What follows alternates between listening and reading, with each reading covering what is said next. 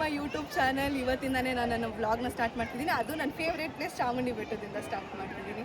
So ನಿಮ್ಮ support ನನಗೆ ಬೇಕೇ ಬೇಕು. So do subscribe.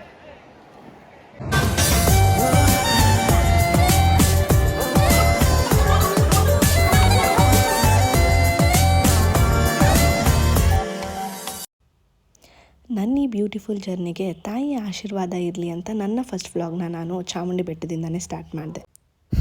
ಅರ್ಲಿ ಮಾರ್ನಿಂಗೇ ದರ್ಶನ ಮಾಡೋಣ ಅಂತ ನಮ್ಮ ಮಮ್ಮಿ ವಾರ್ಡ್ರೋಬಿಂದ ಒಂದು ಒಳ್ಳೆ ಮೈಸೂರು ಸಿಲ್ಕ್ ಸ್ಯಾರಿನ ಎತ್ಕೊಂಡು ನೀಟಾಗಿ ರೆಡಿಯಾಗಿ ದೇವಸ್ಥಾನಕ್ಕೆ ಹೋದೆ. ಹಾಗೆ ನನ್ನ ಇಬ್ಬರು ಫ್ರೆಂಡ್ಸ್ ಕೂಡ ನನ್ನ ಜೊತೆ ಜಾಯಿನ್ ಆದರು.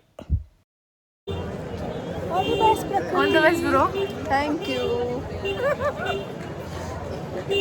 ಎಷ್ಟು ಅವರ್ ನಿಂತಿದ್ರಿ ಮ್ಯಾಮ್? ಹಾಫ್ ಅನ್ ಅವರ್ ಈ ಟಿಕೆಟ್ ತಗೊಳ್ಳಿಕ್ಕೆ.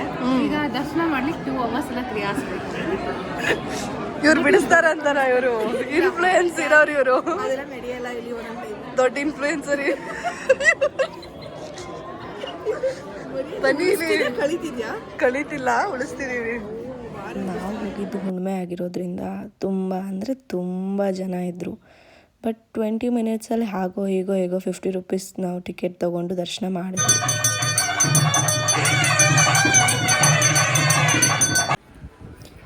ಅಲ್ಲಿ ದರ್ಶನ ಮುಗಿಸ್ಕೊಂಡು ಅಕ್ಕಪಕ್ಕ ಇರೋ ಎಲ್ಲ ಟೆಂಪಲ್ನು ವಿಸಿಟ್ ಮಾಡಿ ನಾವು ಹೋಗಿದ್ದೆ ಬ್ರಂಚ್ ಮಾಡಲಿಕ್ಕೆ.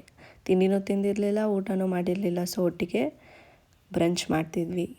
ಪಂಚವಾಟಿಗೆ ಹೋಗಿದ್ವಿ, ಅಲ್ಲಿ ತಿಂದ್ವಿ. ಸೊ ಮತ್ತೆ ನನ್ನ ಫ್ರೆಂಡು ಬ್ಯಾಂಗ್ಳೂರ್ಗೆ ಹೊರಡ್ತಿದ್ಲು. ಅವಳಿಗೆ ಬಾಯ್ ಹೇಳಿ ನಾನು ನಮ್ಮ ಮನೆ ಕಡೆ ಬಂದೆ. ಸೊ ಫೈನಲಿ ದರ್ಶನ ಮುಗಿಸ್ಕೊಂಡು ಮನೆಗೆ ಬಂದ್ವಿ.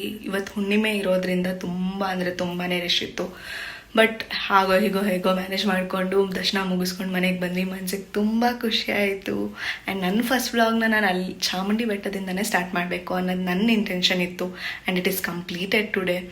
ಆ್ಯಂಡ್ ನಿಮ್ಮೆಲ್ಲರ ಸಪೋರ್ಟ್ ನನಗೆ ತುಂಬ ಇಂಪಾರ್ಟೆಂಟ್. ಆ್ಯಂಡ್ ನೆಕ್ಸ್ಟ್ ಯಾವ ಥರ ಕಾಂಟೆಂಟ್ಸ್ನ ನೀವು ನನ್ನ ವ್ಲಾಗಲ್ಲಿ ನೋಡೋಕ್ಕೆ ಇಷ್ಟಪಡ್ತೀರಾ ಅನ್ನೋದನ್ನ ಕಮೆಂಟ್ಸ್ ಮುಖಾಂತರ ನನಗೆ ತಿಳಿಸಿ.